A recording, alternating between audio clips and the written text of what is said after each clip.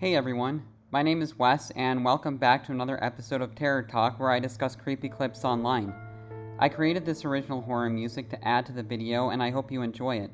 Be sure to leave your own comments, and when you're done watching, check the description if you'd like to listen to my music without the commentary. Now let's get into it and have some fun. All names in the story will be changed, and all locations will be left out. This experience has left me very paranoid in a lot of ways. It was the late hours of the night. I could feel the thud of my heartbeat inside of my chest as our armored vehicle veered off the gravel road, plowing through the dense underbrush. It had been... Have you ever experienced paranoia? I definitely have, and paranoia is greatly tied with anxiety. And I think a great way to deal with anxiety is meditation. I know I'm kind of veering off topic here, but paranoia is a serious thing that I think a lot of people deal with, paranoia and anxiety. So just be careful of that, because if you don't get that under control, it can really take a toll on your emotional and mental health. been weeks since Bravo unit had gone silent, vanishing like a wisp of smoke on a windy day. The distress call had crackled through our comms earlier, an unexpected sign of life from our long-missing comrades. But what haunted me more than their sudden reemergence was the content of their message, a cryptic string of numbers repeating endlessly.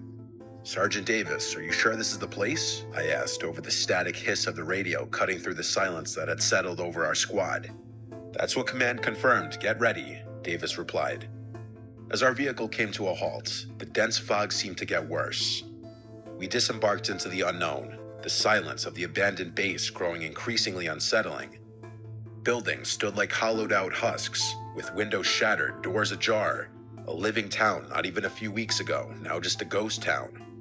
Davis ordered us in a whisper to stay sharp as we moved forward, with our boots crunching. This kind of sounds like right out of a horror film. Doesn't it? I think it does. Yeah, just going into almost an abandoned, like, ghost town type thing. And that's a pretty creepy image right there. But, yeah, pretty spooky. On broken glass and debris. Signs of a struggle were everywhere. Overturned furniture, bloodied rags, and scattered ammunition littered the ground, painting a picture of the chaos that had taken place here recently. The base, once a bustling hub of military activity, was eerily silent now, except for our own shallow breaths and the distant, echoing cry of the numbers broadcast. As we neared the command center, the transmission grew louder, a constant chant that seemed to bore into my mind, its meaning as elusive as the shadows in the fog surrounding us.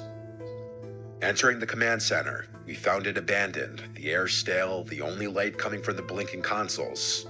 The radio speakers, crackling with static, repeated the sequence over and over in a monotone voice. 5, 8, 2, 4, 7. 5, 8, 2, 4, 7. Corporal Lee whispered, "What does it mean?" I saw her eyes were wide as she scanned the room. "Commander Haskins might have known," Davis said. Commander Haskins was the name of the unit's leader who had vanished along with his team.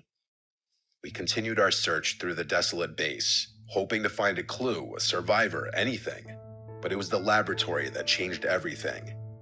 The door was ajar, hanging off its hinges as if forced open. Inside, the air was thick with the scent of decay and chemicals. Shattered vials and overturned equipment were signs of activity halted abruptly. And then we saw them. Bodies.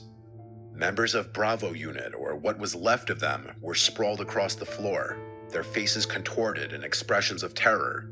It was a massacre, but the cause was unclear. No bullet wounds, no signs of struggle on their remains. And then Lee gestured toward a corner of the room. There, amidst the pile of research notes and hastily abandoned experiments, lay the body of Commander Haskins.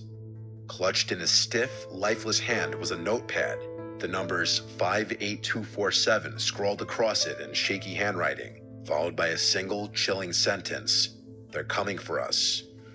The revelation struck us like a physical blow, the implications of his words spiraling into a million questions with no answers. That'd be crazy, wouldn't it? to discover the words "they're coming for us," who or what is coming for them. And it's also very sad about the dead bodies and everything like that, how they just died in that kind of massacre. What do you think could have caused that? Let me know in the comments below what you think could have caused that. Who was coming for them? Was this distress call not a beacon of hope, but a warning? It was then that the reality of our situation descended upon us. The isolation, the eerie silence broken only by that relentless string of numbers. We were not the rescuers. We were the next victims. Panic set in as the base seemed to close in on us. The fog outside felt like it was thickening. Our only choice was to flee. We ran, stumbling through the fog, guided by the distant light of our vehicle. The numbers continued to echo in my mind, a chant that seemed to follow us, whispering through the fog. Just as the vehicle came into view, a shadow emerged from the mist. A chill colder than death itself crawled up my spine as the strange man cloaked in shadow moved towards us. "We need to go now." Davis's shout snapped me back to reality, the urgency in his voice mirroring a primal fear within me. Our training had prepared us for many different types of enemies, but we had no idea what we were dealing with here. We scrambled into the vehicle. Lee's hands were shaking as she manned the communications, with obvious fear and shaking in her voice. "This is Alpha Unit calling command. Mayday, Mayday. We need immediate extraction from Zone Bravo. Do you copy? Over." The radio crackled, the numbers interrupting her plea for help. 5, 8, 2, 4, 7. I couldn't shake the feeling that those numbers held some kind of meaning into what we had stumbled into. As the base faded into the distance, swallowed by the fog, so too did the person who emerged from the shadows of the fog. Yet the terror it inspired lingered as we raced toward an uncertain future. Davis broke the silence and said, "We can't let this end here. We need to find out what those numbers mean and what happened to Bravo Unit." I wanted nothing more than to find these things out as well. I felt like we owed it to them, thinking of the twisted, lifeless bodies we'd left behind. As the first light of dawn began to pierce the darkness, I felt a grim determination settle over me. We had survived the night, but the real battle felt like it was just beginning. Armed with nothing but a string of numbers and the haunting memories of what we had witnessed, the mystery of those numbers and the horrors of what could have happened to Bravo Unit still remain a mystery. And it stays with me, haunting me. I'm sure it stays with everyone from my unit. The horrors at that base were just a chapter in a story far greater and more terrifying than any of us could have imagined.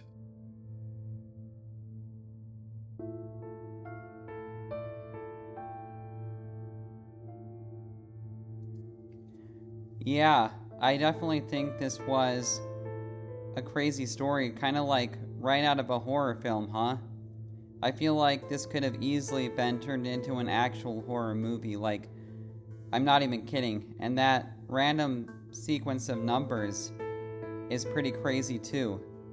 What do you think it all meant? And who do you think that black figure was in the road there? And I am very curious about who they actually is, like who was coming for them.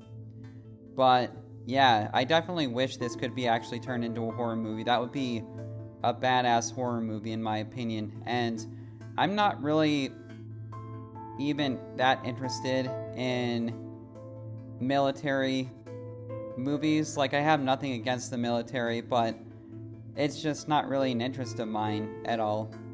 And military movies definitely are not interesting to me. And I apologize if that offends anyone, but it's just not really an interest of mine.